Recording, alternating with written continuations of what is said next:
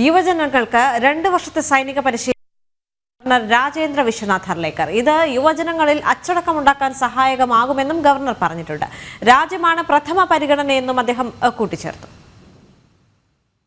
Every person who wants to have an assignment in the government of India or in the government of any state should have at least 2 years training of such things, of such cadets discipline training.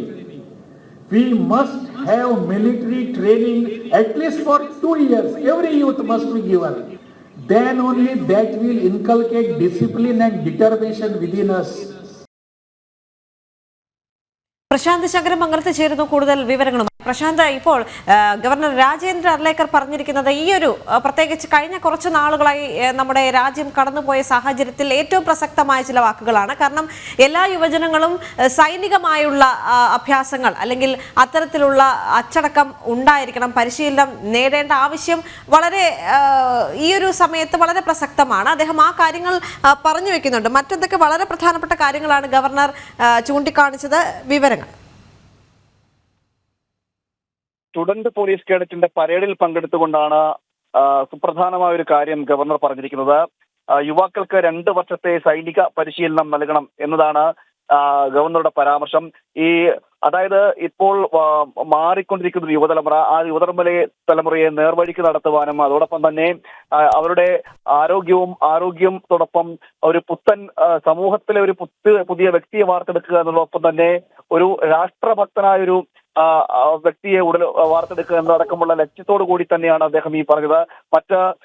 ഇത് ഈ 2 വർഷത്തെ സൈനിക പരിശീലനം കൊണ്ട് ഒരു വ്യക്തിയുടെ ഒരു യുവാവിന്റെ വ്യക്തിത്വം വാർത്തെടുക്കുന്നതോടൊപ്പം ഒരു ഉത്തമ പൗരനായി തീരും, ദേശഭക്തിയോട് കൂടിയുള്ള രാഷ്ട്രഭക്തിയുള്ള ഒരു ഉത്തമ പൗരനായി തീരും എന്നതുകൂടി അദ്ദേഹം കണക്കാക്കിയിട്ടുണ്ട്. അതുകൊണ്ട് തന്നെ യുവാക്കളിൽ അച്ചടക്കം, മൂല്യബോധം, അതോടൊപ്പം തന്നെ ദേശീയത ഇതെല്ലാം വളർത്തുവാൻ ഈ ഒരു സമീപനം ഉപകരിക്കും എന്നും അദ്ദേഹം പറഞ്ഞു. അതുകൊണ്ട് തന്നെ എല്ലാവരും, അതായത് രാജ്യത്തെ എല്ലാവരും 2 വർഷമെങ്കിലും കുറഞ്ഞത് ഈ സൈനിക പരിശീലനം നേടുകയും സൈനിക സേവനത്തിൽ അനുഷ്ഠിക്കുകയും ചെയ്യണം. അതോടൊപ്പം തന്നെ ഈ സൈനിക സേവനം അനുഷ്ഠിക്കുമ്പോൾ നമുക്ക് കൃത്യമായി എന്താണ് നടക്കുമ്പോൾ രാജ്യത്തിന്റെ സ്ഥിതി എന്താണെന്നും ദേശീയതയെ കുറിച്ചുള്ള ബോധം അടക്കമുള്ളവ ഉണ്ടാക്കാൻ സഹായിക്കും. അതുമാത്രമല്ല, രാജ്യത്തിനാണ് പ്രഥമ പരിഗണന എന്നൊരു ബോധം ഈ യുവാക്കളിൽ ഉടലെടുക്കാൻ സാധിക്കും.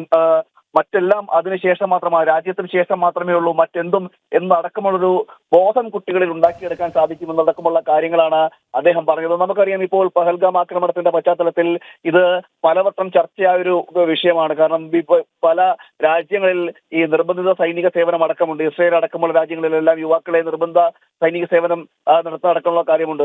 സമാനമായ രീതിയിൽ അല്ലെങ്കിൽ പോലും ഭാരതത്തിലെ വിദ്യാർത്ഥികളും യുവാക്കളും അടക്കം ഈ സൈനിക സേവനം അനുഷ്ഠിക്കുന്നതിലൂടെ ദേശീയതയും ദേശീയബോധവും വളർത്തുന്നതിനൊപ്പം തന്നെ സ്വന്തം ശാരീരികവും മാനസികവുമായിട്ടുള്ള ഒരു ആത്മബലം ഉണ്ടാക്കിയെടുക്കാനും കഴിയും. നമുക്കറിയാം, ഈ അടുത്ത കാലത്തെല്ലാം സംസ്ഥാനത്തെ അടക്കം വിവരങ്ങൾ പരിശോധിക്കുകയാണെങ്കിൽ ലഹരിയിലേക്ക് മാറുന്ന ഒരു തലമുറയെ നമുക്ക് കാണാൻ കഴിയും. ലഹരിയുടെ ആക്രമണത്തിലേക്ക് വഴുതി വീഴുന്ന ഒരു തലമുറയെ നമുക്ക് കാണാൻ കഴിയും. അവരുടെ എല്ലാം പ്രധാന പ്രശ്നമെന്ന് പറയുന്നത് ഈ ഒരു ചിട്ടയായ ജീവിത രീതിയോ അച്ചടക്കമോ ഇല്ലാത്ത ഒരു സമീപനമാണെന്നാണ് വിലയിരുത്തലായിട്ട് ഉയരുന്നത്. അതുകൊണ്ട് തന്നെ ഇത്തരം വ്യായാമ മുറകളും അതോടൊപ്പം തന്നെ സൈനികേതരമായ പരിശീലനങ്ങളെല്ലാം ഈ ഒരു പൗരനെ വാർത്തെടുക്കുന്നതിൽ ഒരു വലിയ പങ്ക് വഹിക്കും എന്നതടക്കമുള്ള കാര്യങ്ങളാണ് ഗവർണർ പറഞ്ഞത്. അതുകൊണ്ട് തന്നെ 2 വർഷം കുറഞ്ഞതെങ്കിലും സൈനിക പരിശീലനം നേടുന്നത് യുവാക്കളിൽ ആ മൂല്യബോധം വളർത്തുന്നതിന് ഗുണകരമായി മാറുമെന്നാണ് ഗവർണർ പറഞ്ഞിരിക്കുന്നത്.